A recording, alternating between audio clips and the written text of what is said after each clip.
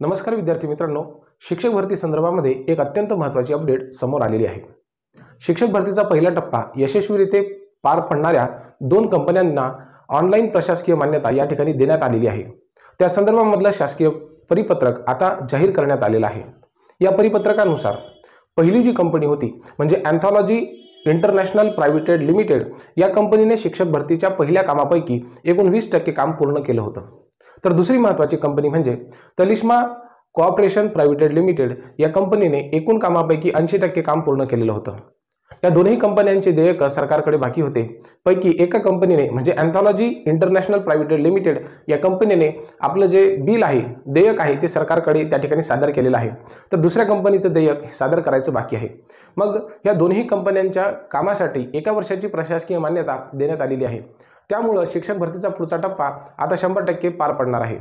यासोबतच औरंगाबाद शिक्षण विभागाकडून अर्थातच छत्रपती संभाजीनगर शिक्षण विभागाकडून एक अतिशय महत्त्वाचं पत्र जाहीर करण्यात आलेलं आहे। या परिपत्रकानुसार ज्या संस्था आहेत त्यांना बिंदू नामावली सादर करण्याचे आदेश देण्यात आलेले आहेत।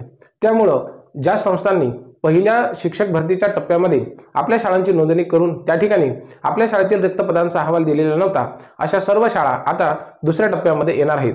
सोबतच जिल्हा परिषदेच्या ज्या जागा शिक्षकांच्या नियुक्तीनंतर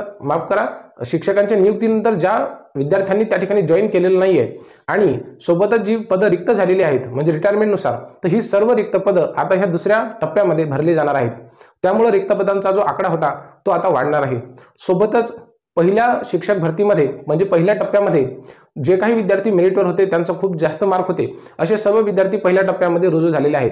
त्यामुळे आता ह्या शिक्षक भरतीचा कट ऑफ निश्चितच कमी येईल। अनेक विद्यार्थ्यांचे प्रश्न आरक्षणासंदर्भामध्ये होते की सर माझा इंग्रजी विषय आहे आणि मी SC या कॅटेगरीमधून आहे, सर मी विज्ञान या विषयामध्ये आहे, मी OBC या कॅटेगरीमधून आहे, तर यावेळेला कट ऑफ किती लागेल?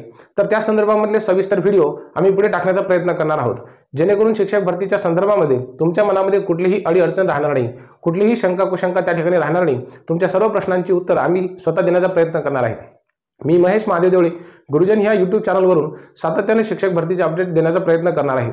मी स्वतः CTET ही परीक्षा पास असून त्या ठिकाणी टेट सुद्धा पास आहे। मागच्या परीक्षेमध्ये मला 121 मार्क होते आणि सोबतच मी जिल्हा परिषदमध्ये सुद्धा नियुक्त झालेलो होतो, परंतु माझी नियुक्ती सध्या श्री शरदचंद्र पवार माध्यमिक व उच्च माध्यमिक विद्यालय सुखेला जिल्हा वाशिम या ठिकाणी असल्या कारणामुळे मी त्या ठिकाणी जिल्हा परिषदला जाणं टाळलेलं आहे।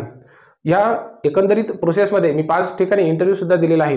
ते सर्व अनुभव मी मला जेवढी माझी अल्पबुद्धी आहे त्याप्रमाणे निश्चितच आपल्या सर्व प्रश्नांची उत्तर देण्याचा मी प्रयत्न करणार आहे। त्यामुळे तुम्हाला सुद्धा तुमचे अभिप्राय हे आम्हाला कमेंट करून नक्की कळवा। एवढे बोलतो आणि थांबतो। खूप खूप धन्यवाद।